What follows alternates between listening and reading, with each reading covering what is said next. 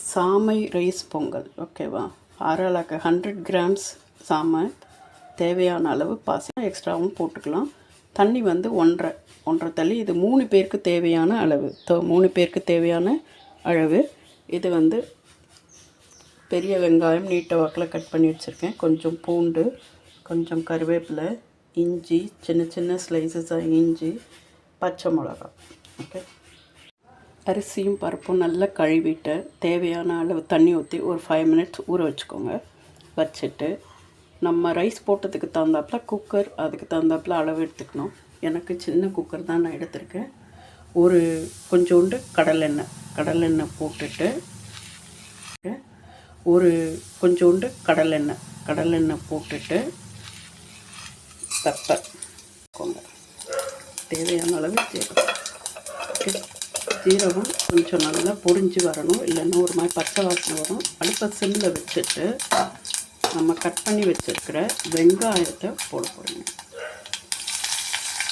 வெங்காயம் இந்த அளவுக்கு பொன்னிறமாக மாறுறப்ப அதில் கொஞ்சம் உப்பு போட்டுக்கணும். நமக்கு தேவையான அளவு, உங்களுக்கு எவ்வளோ உங்கள் ஃபேமிலிக்கு தேவையோ அந்த அளவுக்கு உப்பு போட்டு கிண்டிக்கோங்க.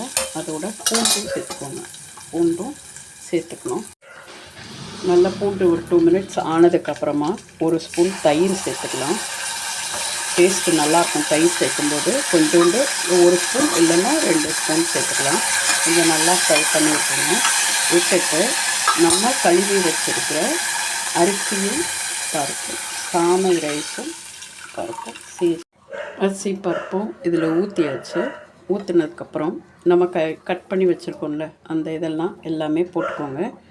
கருவேப்பிலை, இஞ்சி, பச்சை மிளகாய் எல்லாத்தையும் போட்டுட்டு கொஞ்சம் ஒரு பாயில் வந்ததுக்கப்புறம் உப்பு டேஸ்ட் பார்க்கணும். உப்பு வந்து கரெக்டாக இருக்கான்னு டேஸ்ட் பண்ணிட்டு மூடி வச்சிடணும். நம்ம ஒரு விசில் வந்து ஒரு 5 மினிட்ஸ் சிம்மில் வச்சுட்டு அதுக்கப்புறம் இறக்குனதுக்கப்புறம் தான் கொஞ்சோண்டு நெய் விட்டு நம்ம இறக்கிக்கலாம். ஓகே, குக்கரில் இருந்து இறக்குனதுக்கப்புறம் இப்படி தான் இருக்கும். பார்க்கலாம். ரொம்ப இது கூட சாம்பார், சட்னி ஏதாவது வச்சு சாப்பிட்லாம்.